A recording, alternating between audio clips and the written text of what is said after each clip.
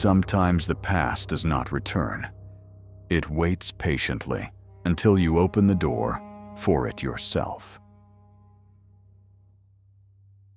The autumn of 1998 was unusually cold for New Orleans.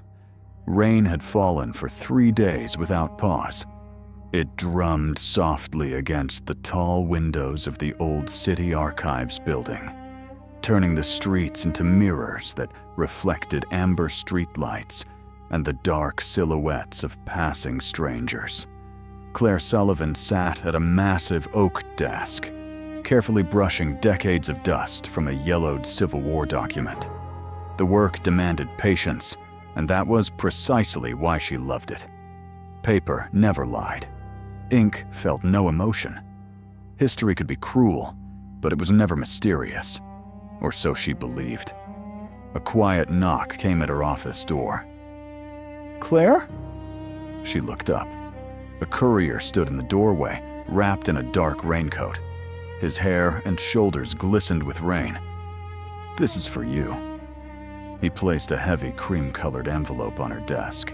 "Please sign here." Claire signed quickly and reached for the letter. "Who's it from?" The courier frowned. "That's strange." "What is?"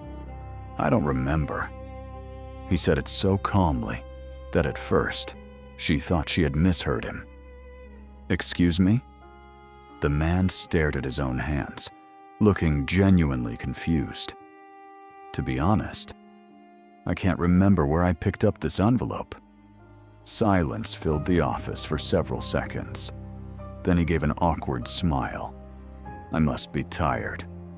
Have a good evening." He turned and left. Claire watched him through the window. He walked down the archive steps and reached the sidewalk, then stopped.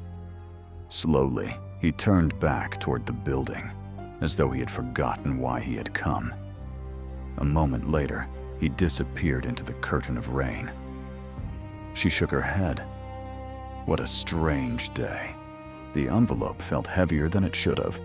On the front, written in elegant handwriting, was only her name. No address, no stamp, no postal markings of any kind. A wax seal bore the image of a tree with intertwined branches. There were no leaves, no fruit, only bare limbs spreading like a web of cracks. Claire carefully broke the seal. Inside were 3 items.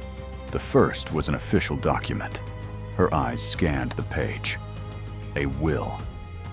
A woman named Margaret Ashcroft was leaving her Ashcroft Manor, located in St. Martin Parish, Louisiana. Claire read the name several times. She had never heard of Margaret Ashcroft. No one in her family had ever carried that surname. The second item was an old photograph, black and white. 7 people stood before a grand mansion with towering columns. The men wore formal suits, the women long dresses. And there was a little girl, no older than 8. Everyone was looking directly into the camera. Everyone except one woman. She was staring beyond the photographer, as though watching someone standing behind him. On the back of the photograph, faded ink formed a single sentence. "Don't let the house choose you." A faint uneasiness settled in Claire's chest. The third item was a bronze key. It was far heavier than its size should have allowed. The same tree symbol was engraved into its bow. When she picked it up, the cold metal felt warm. She flinched and instinctively set it back on the desk. At that exact moment, the lights flickered. Once, then again. The office went dark. The archives disappeared into silence and shadow. Outside, the rain continued to fall. Somewhere down the corridor, the emergency generator rumbled to life. A few seconds later, the lights returned. Claire let out a relieved breath. Only then did she notice that the photograph had moved. Now, all 7 people were looking directly at the camera. Every one of them. Even the woman whose gaze had only moments ago been fixed elsewhere. Claire frowned. That's impossible. She turned the photograph over again. The inscription was unchanged. She placed it back on the desk. Now the little girl wore the faintest hint of a smile. No, she wasn't smiling. Before, she hadn't been smiling at all. Claire pushed back her chair and stood abruptly. Enough. She rubbed her tired eyes. You're just exhausted. But no matter how hard she tried to convince herself, her heartbeat had already begun to quicken. She placed the will, the photograph, and the key into her bag. She needed to find out who Margaret Ashcroft was, and why a complete stranger had left her an entire estate. Claire switched off the desk lamp, put on her coat, and left the office.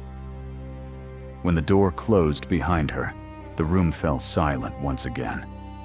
Only the old photograph, which Claire was certain she had packed away, still rested upon the desk.